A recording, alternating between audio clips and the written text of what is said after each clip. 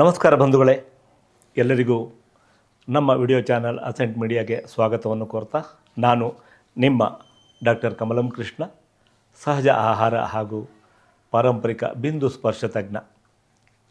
ಬಂಧುಗಳೇ, ನಮ್ಮ ನಿತ್ಯ ಕರ್ಮಗಳನ್ನು ನಾವು ಹಿಂದಿನ ಸಂಚಿಕೆಗಳಲ್ಲಿ ನೋಡ್ತಾ ಬಂದ್ವಿ. ಚಟುವಟಿಕೆ ಯುಕ್ತ ಜೀವನ ಯಾವಾಗಲೂ ಕೂಡ ಆರೋಗ್ಯಕರ ಜೀವನ ಅನ್ನೋದನ್ನು ಹಿಂದಿನ ಸಂಚಿಕೆಯಲ್ಲಿ ತಿಳ್ಕೊಂಡಿದ್ದೀವಿ. ಇವತ್ತಿನ ಸಂಚಿಕೆಯಲ್ಲಿ ನಾವು ಏನು ಮಾತಾಡ್ತಾ ಇದ್ದೀವಿ ಅಂತಂದರೆ ಸಂವಾದ ಬಂದು ಊಟದ ಬಗ್ಗೆ. ಊಟ ಹೇಗಿರಬೇಕು ಅಂತ ನಮ್ಮ ಹಿಂದಿನವರು, ನಮ್ಮ ಹಿರಿಯರು, ನಮ್ಮ ಪೂರ್ವಜರು ಬಹಳ ವೈಜ್ಞಾನಿಕವಾಗಿ ಆರೋಗ್ಯ ವಿಜ್ಞಾನವನ್ನು ಜೋಡಿಸಿ ನಮಗೆ ಆಹಾರವನ್ನು ಮಾಡಿಕೊಟ್ಟಿದ್ದಾರೆ. ಅಂದರೆ ನಿತ್ಯ ಆಹಾರ ಹೇಗಿರಬೇಕು, ನಮ್ಮ ಊಟ ಹೇಗಿರಬೇಕು ಅಂತಂದರೆ ಊಟದಲ್ಲಿ ಪ್ರಮುಖವಾಗಿ ನಾವು ರುಚಿಗಳನ್ನು ನೋಡ್ತೀವಿ. ರುಚಿಗಳೇ ಅತ್ಯಂತ ಪ್ರಮುಖ. ಏನು ತಿಂತೀವಿ, ಯಾವ ಆಹಾರ ತಿಂತೀವಿ ಅನ್ನೋದಕ್ಕಿಂತನೂ ಅದರಲ್ಲಿ ಏನು ರುಚಿ ಇದೆ ಅನ್ನೋದೇ ಭಾಳ ಮುಖ್ಯ. ಯಾಕೆಂದರೆ ರುಚಿಗಳೇ ನಮ್ಮ ಎಲ್ಲ ಅಂಗಾಂಗಗಳಿಗೆ ಸತ್ವ ಮತ್ತು ಚೈತನ್ಯ. ಹಾಗಾಗಿ ಪ್ರಮುಖವಾಗಿ ನಮ್ಮ ಹಿರಿಯರು ಮಾಡಿರುವಂಥದ್ದು 6 ರುಚಿಗಳನ್ನು ನಮ್ಮಲ್ಲಿ ಹೇಳಿದ್ದಾರೆ.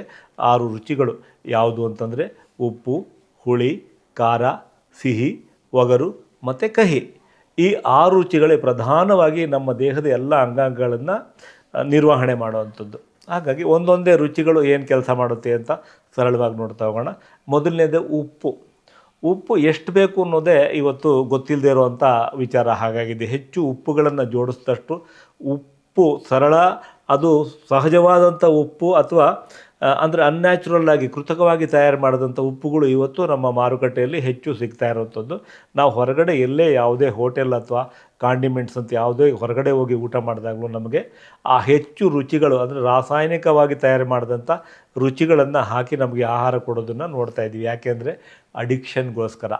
ಆ ರೀತಿ ಒಮ್ಮೆ ನಮ್ಮನ್ನು ಅದಕ್ಕೆ ಅಡಿಕ್ಷನ್ ಮಾಡಿದ್ವಿ ಅಂತಂದರೆ ನಮ್ಮ ಆರೋಗ್ಯ ಹಾಳಾಗ್ತಾ ಹೋಗುತ್ತೆ. ಹೆಚ್ಚು ಉಪ್ಪನ್ನು ತೊಗೊಂಡ್ರೇ ನಮ್ಮ ಕಿಡ್ನಿ ಅಂದರೆ ಮೂತ್ರಪಿಂಡ ಮತ್ತು ಮೂತ್ರಕೋಶಗಳು ಹಾಳಾಗುತ್ತೆ. ಹಾಗಿದ್ದಾಗ ರಾಸಾಯನಿಕವಾಗಿ ಹಾಕಿ ಮಾಡಿದಂಥ ಆ ರುಚಿಗಳನ್ನು ತೊಗೊಂಡ್ರೆ, ಆ ರೀತಿಯ ಉಪ್ಪುಗಳನ್ನು ತೊಗೊಂಡಾಗ ಇನ್ನೆಷ್ಟು ಮಟ್ಟಿಗೆ ನಾವು ತೊಂದರೆಗಳನ್ನು ಅನುಭವಿಸ್ತೀವಿ ಅಂತ ಕಲ್ಪನೆ ಮಾಡ್ಕೋಬೋದು. ಇವತ್ತೊಂದು ದಿವಸ ಎಲ್ಲ ನೋಡ್ತಾ ಇದ್ದೀವಿ. ಸಹಜವಾಗಿ ಮೂತ್ರಪಿಂಡದ ಸಮಸ್ಯೆಗಳು ತುಂಬ ಹೆಚ್ಚಾಗಿ ಇರೋದನ್ನು ನಾವು ನೋಡ್ಬೋದು. ಹಾಗಾಗಿ ಉಪ್ಪನ್ನು ನಮ್ಮ ಅಗತ್ಯ ಅರಿತು ನಮಗೆಲ್ಲವೂ ನಮ್ಮ ನಾಲಿಗೆ ಹೇಳ್ತಾ ಹೋಗುತ್ತೆ ಎಷ್ಟು ಅಗತ್ಯ ಇದೆ ಅಂತೇಳಿ. ಅದನ್ನು ಅರಿತು ಅಗತ್ಯ ಇದ್ದಷ್ಟೇ ಉಪ್ಪನ್ನು ಬಳಸ್ಕೊಂಡ್ರೆ ಉತ್ತಮ ಆಗುತ್ತೆ. ದಿನಕ್ಕೆ 2-3 ಗ್ರಾಮ್ಗಿಂತ ಹೆಚ್ಚು ಉಪ್ಪು ನಮಗೆ ಬೇಕಾಗಲ್ಲ ಅನ್ಸುತ್ತೆ. ಅದು ಕೂಡ ನಾವು ಅಭ್ಯಾಸ ಮಾಡ್ಕೊಂಡಿದ್ದೀವಿ. ಹೆಚ್ಚು ಉಪ್ಪು ತಿಂದು ಅಭ್ಯಾಸ ಮಾಡ್ಕೊಂಡಿದ್ದೀವಿ. ಪದಾರ್ಥ ತಯಾರು ಮಾಡಿ ತಿಂದು ಅಭ್ಯಾಸ ಮಾಡ್ಕೊಂಡಿರೋದ್ರಿಂದ ಹೆಚ್ಚು ಉಪ್ಪಾಗ ಅಗತ್ಯ ಬರ್ತಿದೆ. ಮತ್ತು ನಮ್ಮ ಆಹಾರ ಕ್ರಮ ಬದಲಾಗಿದೆ. ನಿತ್ಯ ಒಮ್ಮೆ ಸಹಜ ಆಹಾರ ತೊಗೊಳ್ಳೋದನ್ನು ನಾವು ಮರ್ತೇ ಬಿಟ್ಟಿದ್ದೀವಿ. ಹಾಗಾಗಿ ದೇಹಕ್ಕೆ ಉಪ್ಪಿನ ಅಂಶ ಹೆಚ್ಚು ಸೇರಿ ನಮ್ಮ ಕಿಡ್ನಿ ಮೇಲೆ ಹೆಚ್ಚು ಒತ್ತಡ ಆಗಿ ಯಾವ ಆಹಾರವೂ ಕೂಡ ಫಿಲ್ಟ್ರ್ ಆಗದೆ, ಪೂರ್ತಿಯಾಗಿ ಶುದ್ಧ ಆಗದೆ ಕಸ ದೇಹದಲ್ಲಿ ಹೆಚ್ಚು ಉಳ್ಕೊಳ್ಳಿಕ್ಕೆ ಆಗ್ತಾಯಿದೆ. ಹಾಗಾಗಿ ಎಲ್ಲ ಆಹಾರದಲ್ಲೂ ಅಂದರೆ ಸಹಜವಾಗಿ ಬೆಳೆಯೋ ಎಲ್ಲ ಪದಾರ್ಥಗಳಲ್ಲೂ ಉಪ್ಪಿನಂಶ ಇದೆ. ಆದರೆ ನಮ್ಮ ನಾಲಿಗೆಗೆ ಹೆಚ್ಚು ಉಪ್ಪನ್ನು ಕೊಟ್ಟು ಅಭ್ಯಾಸ ಮಾಡಿದ್ದರಿಂದ ನಾವು ಅದೆಲ್ಲ ತೊಗೊಳ್ತಾ ಇದ್ದೀವಿ. ಆ ಉಪ್ಪನ್ನು ಕಡಿಮೆ ಮಾಡೋ ದೃಷ್ಟಿಯಿಂದನೂ ಕೂಡ, ದೇಹಕ್ಕೆ ಹೊರೆಯನ್ನು ಕಡಿಮೆ ಮಾಡೋ ದೃಷ್ಟಿಯಿಂದ ಕೂಡ ನಾವು ಉಪ್ಪನ್ನು ಕಡಿಮೆ ಮಾಡಿಕೊಂಡ್ರೆ ತುಂಬ ಉತ್ತಮ ಅಂತ ಹೇಳೋದ್ರ ಜೊತೆಗೆ ದಿನಕ್ಕೆ ಒಂದು ಹೊತ್ತಾದರೂ ಸಹಜವಾದ ಆಹಾರ ನಾವು ಬಳಸ್ಕೊಳ್ಳೋದ್ರಲ್ಲಿ ನಮ್ಮ ಆರೋಗ್ಯ ಇದೆ ಅಂತ ಹೇಳೋಕ್ಕೆ ಇಷ್ಟಪಡ್ತೀನಿ. ಅದಾದ ನಂತರ ಹುಳಿ ಬಂದು ನಮ್ಮ ಪಿತ್ತಕೋಶ ಮತ್ತು ಪಿತ್ತಜನಕಾಂಗಕ್ಕೆ ಖಂಡಿತ ಬೇಕಾದ್ದೇ. ಹುಳಿ ಇಲ್ಲ ಅಂತಂದರೆ ನಮ್ಮ ಇದು ಎನರ್ಜಿಯ ATM ಅಂದರೆ ಎನರ್ಜಿಯ ಕೇಂದ್ರ ಬಿಂದು, ಶಕ್ತಿಯ ಕೇಂದ್ರ ಬಿಂದು. ನಾವು ತೆಗೆದುಕೊಂಡಂಥ ಎಲ್ಲ ಆಹಾರದಿಂದನೂ ಯಥೇಚ್ಛವಾಗಿ ಬಂದ ಎಲ್ಲ ಶಕ್ತಿಯನ್ನು ತನ್ನಲ್ಲಿ ಇಟ್ಕೊಂಡು ನಮಗೆ ಬೇಕಾದಾಗ ಕೊಡುವಂಥ 2 ಅಂಗಾಂಗಗಳೇನಿದೆಯಲ್ಲ, ಈ ಅಂಗಾಂಗಗಳು ಬಹಳ ಪ್ರಮುಖವಾಗಿರೋದ್ರಿಂದ ಅದಕ್ಕೆ ಇಷ್ಟ ಆಗುವಂಥ ರುಚಿ ಬಂದು ಹುಳಿ. ಹಾಗಾಗಿ ಹದವರಿತು ಅಗತ್ಯ ಇದ್ದಷ್ಟು ಹುಳಿನ ತೊಗೋಬೇಕಾದ ಅಗತ್ಯ ಇದೆ. ಇನ್ನೂ ಒಂದು ಹೇಳ್ತೀನಿ, ಯಾವಾಗ ನಮ್ಮ ನಿದ್ದೆ ಹಾಳಾಗತ್ತೆ, ರಾತ್ರಿ ತುಂಬ ಹೊತ್ತಿನವರೆಗೂ ಎದ್ದು ಕೆಲಸ ಮಾಡಿದಾಗಲೂ ಕೂಡ ನಮ್ಮ ಪಿತ್ತಜನಕಾಂಗದ ಶಕ್ತಿ ಕಡಿಮೆ ಆಗ್ತಾ ಹೋಗುತ್ತೆ.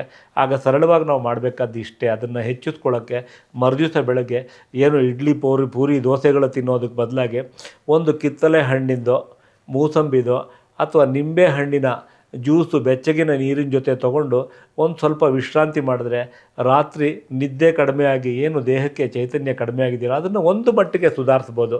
100ಕ್ಕೆ 100ರಷ್ಟು ಮಾಡಲಿಕ್ಕೆ ಸಾಧ್ಯ ಇಲ್ಲ. ಆದರೆ ದೇಹಕ್ಕೆ ವಿಶ್ರಾಂತಿ ಕೊಡೋ ದೃಷ್ಟಿಯಿಂದ ಈ ರೀತಿ ಮಾಡಿಕೊಂಡ್ರೆ ನಮ್ಮ ದೇಹದಲ್ಲಿ ಹುಳಿ ಪದಾರ್ಥ ಸರಿಯಾಗಿ ಸೇರೋದ್ರಿಂದ ನಮ್ಮ ಪಿತ್ತಜನಕಾಂಗ ಚೆನ್ನಾಗಿ ಕೆಲಸ ಮಾಡಲಿಕ್ಕೆ ಸಾಧ್ಯ ಆಗತ್ತೆ. ಖಾರ, ಇನ್ನು ಉಪ್ಪು ಹುಳಿ ಆದಮೇಲೆ ಖಾರ, ಮೂರನೇ ರುಚಿ ಬಂದು ತೀರಾ ಅಗತ್ಯವಾದ ರುಚಿಗಳಲ್ಲಿ ಇದು ಕೂಡ ಒಂದು. ಯಾಕೆಂದರೆ ನಮ್ಮ ಶ್ವಾಸಕೋಶ ಚೆನ್ನಾಗಿ ಕೆಲಸ ಮಾಡಲಿಕ್ಕೆ ಅದಕ್ಕೆ ಬೇಕಾಗಿರೋದು ಖಾರನೇ.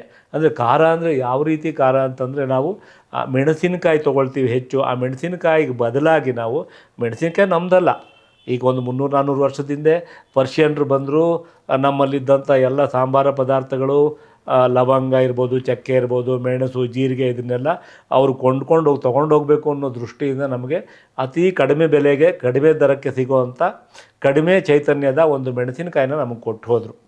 ಹಾಗಾಗಿ ನಾವು ಅದನ್ನು ಬಳಸ್ತಾ ಇದ್ದೀವಿ.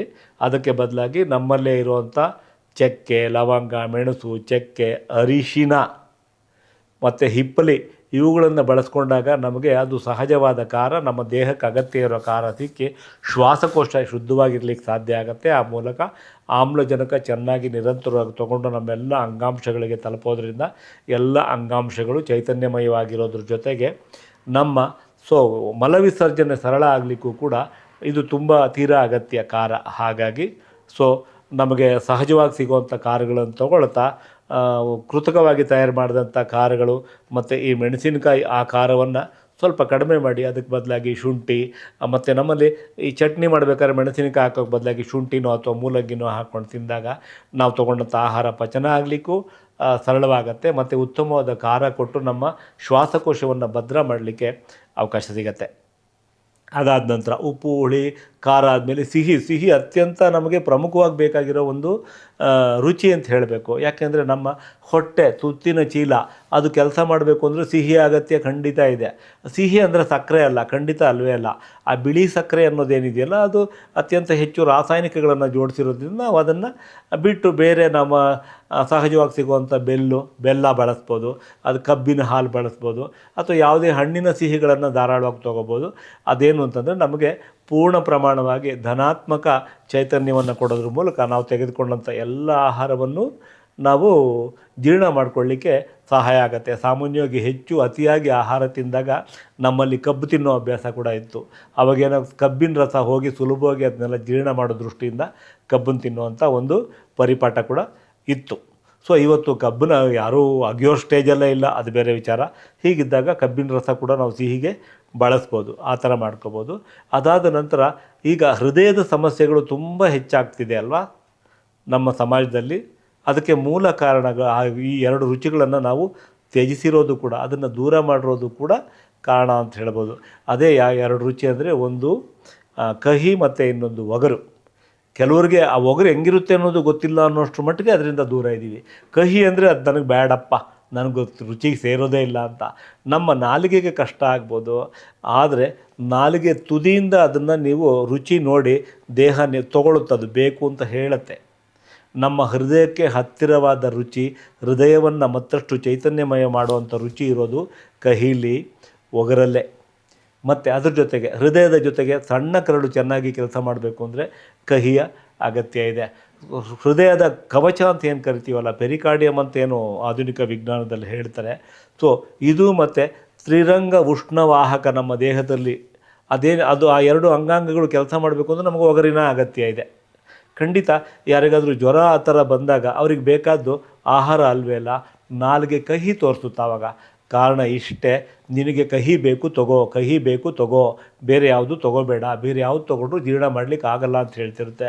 ಆದರೆ ನಾವು ನಾಲಿಗೆ ಕಹಿಯಾಗಿದೆ ಅಂಥೇಳಿ ಏನೇನೋ ತೊಗೊಂಡು ಬಂದು ತಿಂದುಬಿಡ್ತೀವಿ. ಬ್ರೆಡ್ಡು, ಬನ್ನು, ಇಡ್ಲಿ ಏನೋ ತೊಗೊಂಡು ಆ ಥರ ತಿಂದುಬಿಡ್ತೀವಿ. ಅದಕ್ಕೆ ಬದಲಾಗಿ ಅಚ್ಚುಕಟ್ಟಾಗಿ ಒಂದು ಬೆಟ್ಟದ ನೆಲ್ಲಿಕಾಯೋ ಅಥವಾ ಚೆನ್ನಾಗಿ ಒಗರಿರೋಂಥ ಒಂದು ಕರಿಬೇವೋ ಇದನ್ನು ಹಾಕ್ಕೊಂಡು ನಾವು ಕಷಾಯ ಮಾಡ್ಕೊಂಡು ತೊಗೊಂಡಾಗ ಏನಾಗುತ್ತೆ ಅಂದರೆ ಅದರಲ್ಲಿರೋ ಆ ಕಹಿ, ತಿಳಿ ಕಹಿ ಮತ್ತು ಒಗರು ಹೋಗಿ ಮತ್ತು ರಕ್ತದಲ್ಲಿ ಚೈತನ್ಯ ಹೆಚ್ಚಿ ಹೃದಯಕ್ಕೆ ಹತ್ತಿರವಾಗಿ ನಮ್ಮಲ್ಲಿರೋ ಹೆಚ್ಚಿನ ಉಷ್ಣಾಂಶವನ್ನು ಕಡಿಮೆ ಮಾಡೋದ್ರ ಮೂಲಕ ನಾವು ಜ್ವರದಿಂದ ನಿವೃತ್ತರಾಗಬಹುದು. ಈ ರೀತಿಯ ಹಲವು ಆರೋಗ್ಯದ ಸಮಸ್ಯೆಗಳು, ಈಗ ನಾನು ಏನೆಲ್ಲ ಹೇಳಿದೆ, ಒಂದೊಂದು ರುಚಿಯು ಒಂದೊಂದು ಅಂಗಾಂಗಕ್ಕೆ ಕೆಲಸ ಮಾಡೋದ್ರಿಂದ, ಒಂದೊಂದು ಅಂಗಾಂಗಕ್ಕೆ ಚೈತನ್ಯ ಕೊಡೋದ್ರಿಂದ ಆ ಅಂಗಾಂಗಕ್ಕೆ ಸಂಬಂಧಪಟ್ಟ ಯಾವುದೇ ಆರೋಗ್ಯದ ಸಮಸ್ಯೆಗಳು ಬರದೇ ಇರೋ ಹಾಗೆ ದೇಹ ತನ್ನಂತಾನೇ ಕಾಪಾಡಿಕೊಳ್ಳಿಕ್ಕೆ ಸಾಧ್ಯ ಆಗತ್ತೆ. ಅದಕ್ಕೆ ನಾವು ಮಾಡಬೇಕಾದಿಷ್ಟೇ, ಎಲ್ಲ ರುಚಿಗಳನ್ನು ಯಾವುದನ್ನು ತ್ಯಜಿಸದೆ, ಯಾವುದನ್ನು ದೂರ ತಳ್ಳದೆ, ಎಲ್ಲ 6 ರುಚಿಗಳನ್ನು ನಮ್ಮ ಆಹಾರದಲ್ಲಿ ಇರೋ ಹಾಗೆ ನೋಡಿಕೊಂಡ್ರೆ ಖಂಡಿತವಾಗ್ಲೂ ಆ ರುಚಿಗಳೇ ನಮ್ಮ ಒಳಗಿನ ಎಲ್ಲ ಅಂಗಾಂಗಗಳನ್ನು ಶಕ್ತಿಯಿಂದ ತುಂಬಿ ಭದ್ರವಾಗಿ ಇಟ್ಕೊಂಡು ನಮ್ಮ ಆರೋಗ್ಯನ ಕಾಪಾಡುತ್ತೆ ಅಂತ ಹೇಳೋದ್ರೊಂದಿಗೆ ಈ ವಿಡಿಯೋ ನಿಮಗೆ ಇಷ್ಟ ಆಗಿದರೆ ಲೈಕ್ ಮಾಡಿ, ಶೇರ್ ಮಾಡಿ ಅಂತ ಕೇಳ್ತಾ, ಸೊ ಆ ಮೂಲಕ ನಮಗೆ ಇನ್ನಷ್ಟು ವಿಡಿಯೋಗಳನ್ನು ಮಾಡಲಿಕ್ಕೆ ಪ್ರೋತ್ಸಾಹ ಕೊಡಬೇಕು ಅನ್ನೋ ಒಂದು ವಿನಂತಿಯೊಂದಿಗೆ ಇಂದಿನ ವಿಡಿಯೋವನ್ನು ಮುಗಿಸ್ತಾ ಇದ್ದೀನಿ. ಧನ್ಯವಾದಗಳು.